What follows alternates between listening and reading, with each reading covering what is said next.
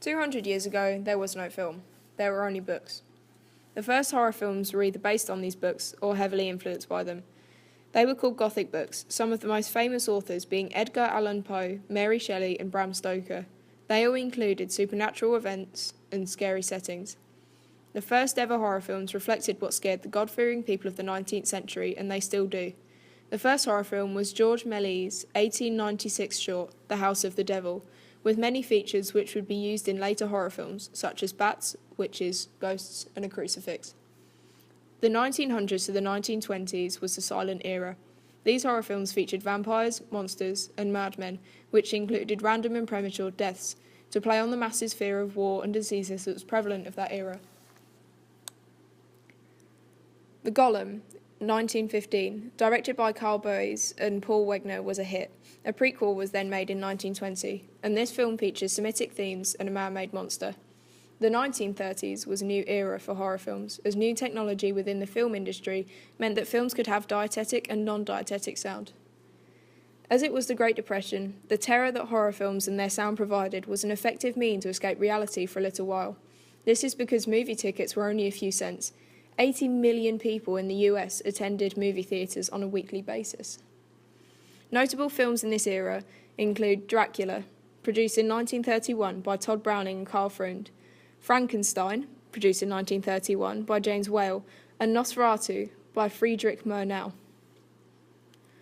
The Wolfman in 1941, directed by George Wagner, was also a hit.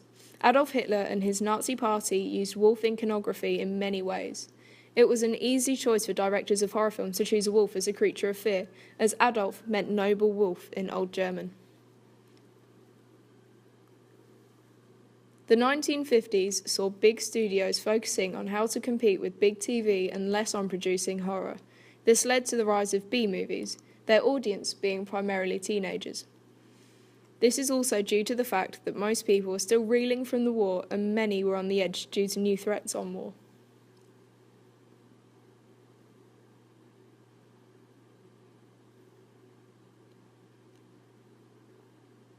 The Fly, 1957, directed by Kurt Newman, was one of many films to further explore the use of CGI effects in horror movies to create big monsters.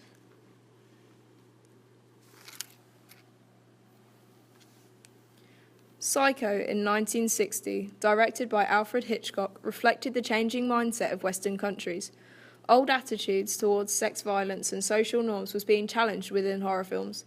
With this decade producing more psychological horror films, the heavy CGI looked almost cartoonish.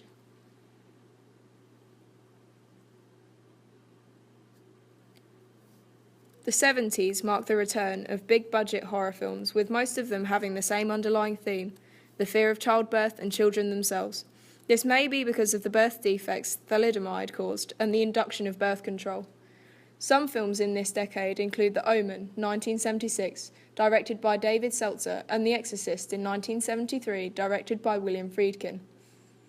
The 1980s meant that technological advancements and new materials allowed for realistic and gory close-ups, and they were able to keep up with audiences' imaginations.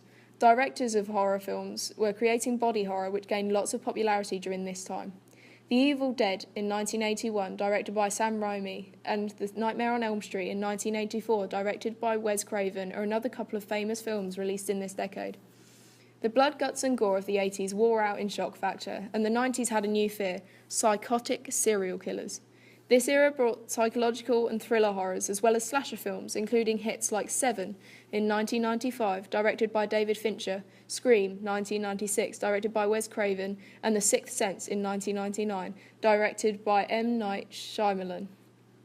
September the 11th, 2001 changed the course of horror films, as people were now scared of national and international disasters. So films like 28 Days Later in 2002, directed by Danny Boyle, echoed scenes seen on TV of the war in Iraq and Afghanistan. The realism created is why it became so popular. And lastly, the newest type of horror is torture, which focuses heavily on the realistically portrayed distress created by the torture of victims. These include films like Captivity in 2007 by Roland Joff and Hostel 2 in 2007, directed by Eli Roth.